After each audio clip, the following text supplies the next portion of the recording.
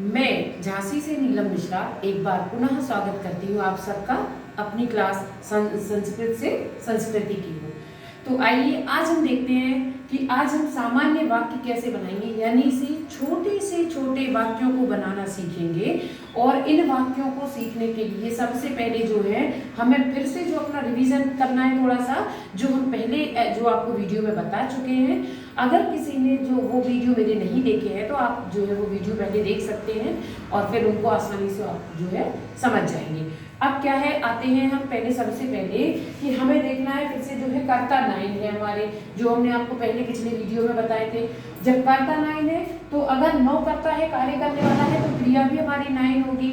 अब हमें सबसे पहले आज ये देखना है कि संस्कृत में जो हमारे लकार होते हैं, लकार का मतलब होता है हमारे जो है कार, ठीक है। तो ये कार जो होते हैं वो होते हैं हमारे पांच। सबसे पहले आते हैं हम जैसे लट लकार। लट लकार को हम जो कहते हैं वर्तमान काल, इनको हमें ध्यान रखना है।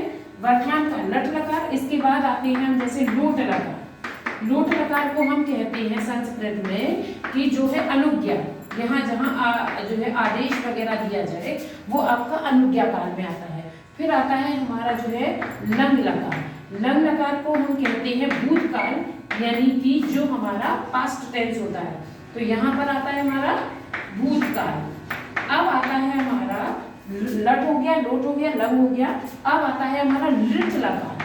लिट लकार में बिल्कुल जो है आपको भविष्य काल, जो फ्यूचर टेंस आप कहते हो, तो भविष्य काल में आता है। अब भविष्य काल के बाद जो हम सबसे बाद में अभी पहुंचते हैं वो हमारा जो रह गया है वो है हमारा विधिलिंग लकार, जो हम चाहिए के योग में प्रयोग करते हैं, जहां पर विधिलिंग। अभी हम इसको आराम से आपको समझाते हैं।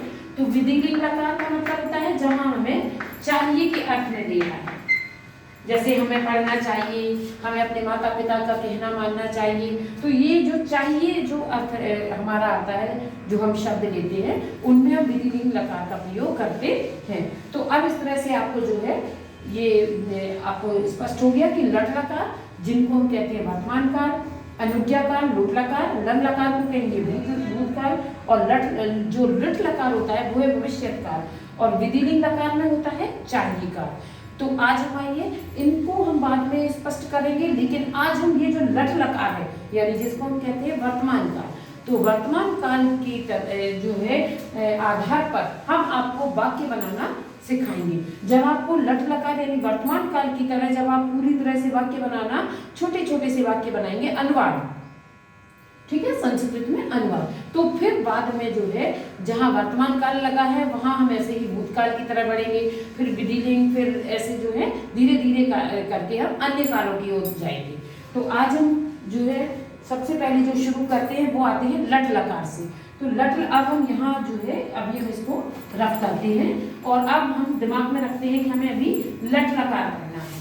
तो लट लकार जिसको हम कहते हैं वर्तमान काल, जिसमें जब हम अनुवाद करते हैं या वाक्य बनाते हैं तो उसका जो साउंड निकलता है त, ताती थे यानी होता है, या रहा रही चल रहा है, यानी वर्तमान काल है तो क्रिया अभी जो है चल रही है। तो यहाँ हम ये स्पष्ट हम कर चुके हैं कि हमें अभी क्या करना है, लट लकार यानी वर्तमान काल के माध्यम से हमें वाक्य बनाना सीखना है।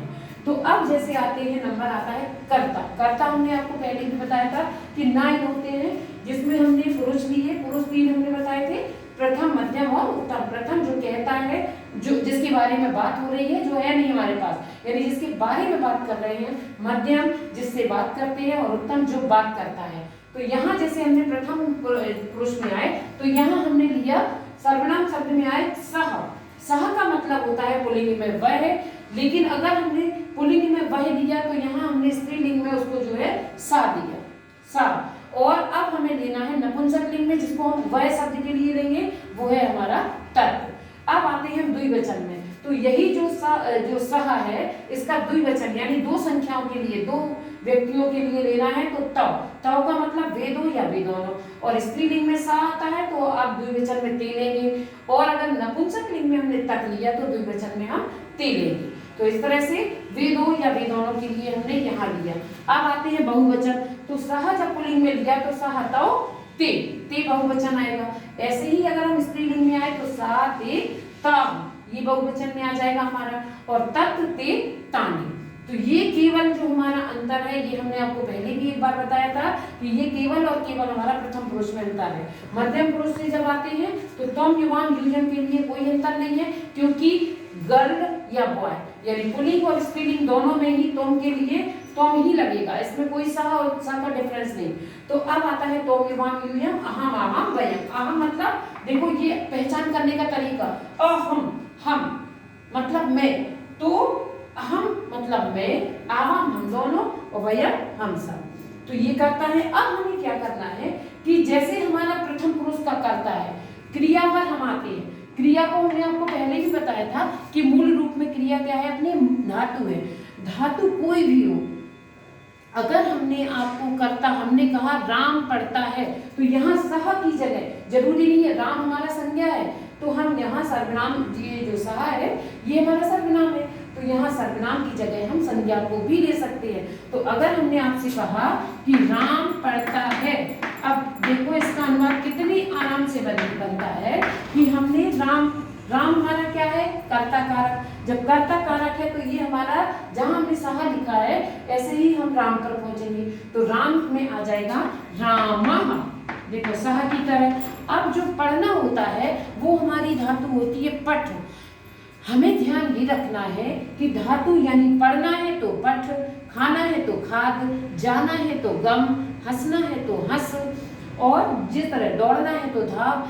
यानी हर जो आपको क्रिया करनी है, हर क्रिया की जो है वो धातु अलग अलग होती है। आपको अंतर ये देखना है कि जो हमने क्रिया की जो आपको शॉर्ट जो तरीका बता रहे हैं वो ये है कि प्रत्येक धातु में ती, तह, अंति, ये हमारे प्रथम पुरुष में आती है। प्रथम पुरुष यानी सह, तौ, ते के साथ में। फिर आता है मध्यम पुरुष में सी, थह, था, यानी ये हमारे तोम, युवाम, यूयम के साथ में।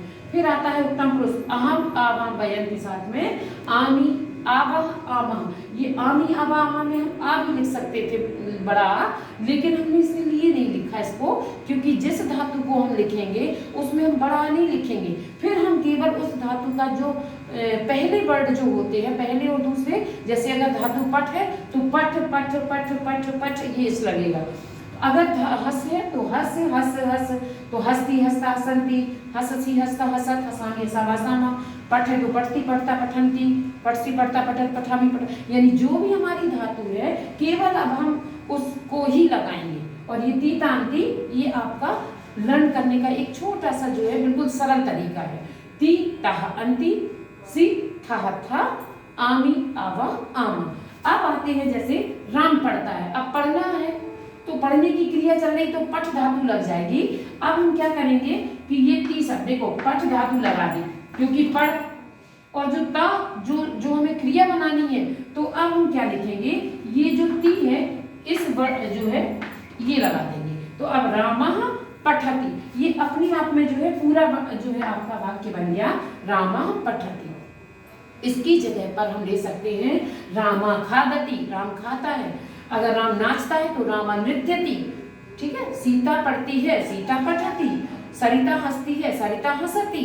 रोहन जाता है, रोहन गच्छति। तो जो भी धातु लेंगे बस्ती लग जाएगी एक कर्ता के साथ में। अब आता है नंबर 2।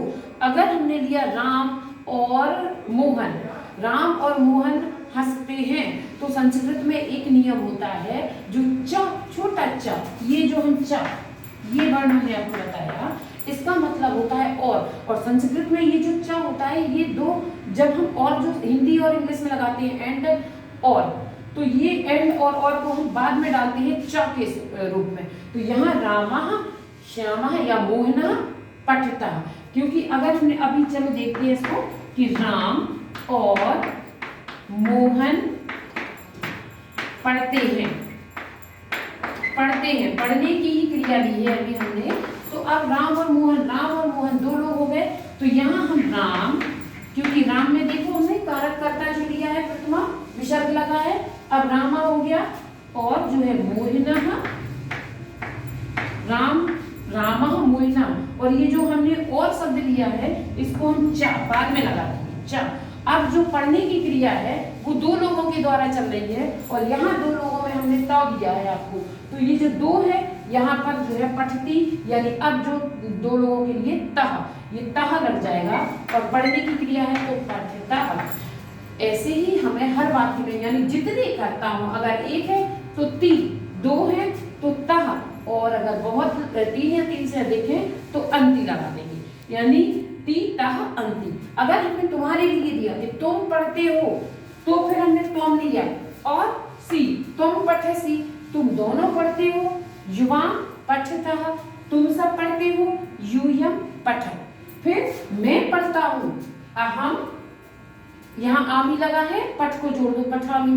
चलो मान लेते हैं, दूसरी धातु लेते हैं हम, मैं दौड़ता हूँ तो अहम धावामी, हम दोनों दौड़ते हैं, आवाम, क्योंकि हम दोनों का आवाम होगा, और दौड़ने में धाव की धातु होती है तो धाव धातु लगा दो, आवाह, तो इस तरह से आवाम धावावाह। हम सब नाचते हैं तो नृत्य धातु हो गई, तो वयम नृत्यामः। ध्यान ये रखना है कि जिस नंबर का कर्ता आपकी जो क्रिया होती है ये उसी नंबर की लेनी है आपको। पहला तो पहला, दूसरा तो दूसरा, बहुवचन तो बहुवचन। अगर युवा जो आपकी मध्यम पुरुष की क्रिया करता है तो मध्यम पुरुष की क्रिया लोगे, उत्तम पुरुष का करता है तो उत्तम पुरुष की क्रिया लोगे। इस तरह से जिस नंबर का करता उस नंबर की क्रिया लेंगे, और यही जो है तीतांती अपने आप में है और है के लिए पर्याप्त है। तो इसलिए हमारे केवल और केवल हमें ध्यान रखना है कि कर्ता और क्रिया, ये साधारण से अनुवाद हमने आपको बनाने का एक आसान तरीका बताया है। उम्मीद है आपको पसंद आई होगी। अगर आपको पसंद आता है तो आप चैनल को जो है सब्सक्राइब कीजिए, लाइक कीजिए, और जो है इस तरह से एक बार आप फिर से देखो इनको, और अपनी जो है इस आसान तरीके से थोड़ी सी आप एक्सरसाइज यानी अपने घर में अभ्यास कीजिए। तो उम्मीद है ये चैनल आपको जो है पसंद आया होगा। Thank you.